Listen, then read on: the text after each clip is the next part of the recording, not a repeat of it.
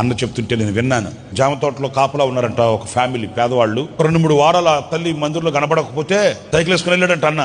ఏమ్మా ఆరాధనకు రాలేదు అట్లా అంటే, రాలేకపోయానన్నయ్య, ఆ మాట ఈ మాట మాట్లాడి ప్రార్థన చేసి వెళ్తానమ్మా అంటే, అన్న ఎండపూట సైకిల్ వేసుకుని మీరు వచ్చారు, కొంచెం కూర్చోండి, కొంచెం అన్నం వండేస్తాను, త్వరగా ఒక ముద్ద భోంచేసి పోతురు అట్లా అని. అంత అన్నం వండిందంట. ఇల్లులో అన్నం పెట్టిద్ది, తిందామని కూర్చుంటే ఆ కొడుకు బుడ్డోడు పాపం దూరం నుంచి అట్లా చూస్తుంటే, అన్న కూర్చో మన ఇద్దరం భోంచేద్దాం కూర్చో, కోసి పెట్టుకుంటూ వెంటనే వచ్చి వాడిని 2 రెక్కలు పట్టుకుని అలా ఎత్తుకెళ్ళిపోయిందంట. ఆ కళ్ళల్లో గిర్ర నీళ్లు తిరుగుతున్నాయంట. అది వాడు తినకూడదన్నా. నా 1 వారం రోజుల నుంచి ఏం లేదు ఇంట్లో, ఇంద్రానికి రావడానికి కూడా చేతులు చిల్లుగావో లేదు, అందుకే రాలేకపోయాను. ఇంట్లో వండడానికి తినడానికి ఏమీ లేదు, శోధింపబడుతున్నాము. మీరు వచ్చారని దేవుని కొరకని దేవుని భాగమని తీసిన బియ్యం ఉంటే అది వండి మీకు పెట్టానన్నా, అది మీరే తినాలి, ఆ బిడ్డ తినకూడదు. కాదమ్మా 2 రోజుల నుంచి కడుపు కట్టుకుని ఉండకపోతే ఈ బియ్యం ఉన్నాయి కదా, ఈ వండుకొని తిని ఆ తర్వాత వచ్చిన తర్వాత ఇవ్వచ్చు కదా. అమ్మో, దేవుడు నాకు ఇచ్చిన దానిలో దేవుని సన్నిధిలో ఉంచవలసిన ఆహారం అది, అది నేను తినే ఆహారం కాదు.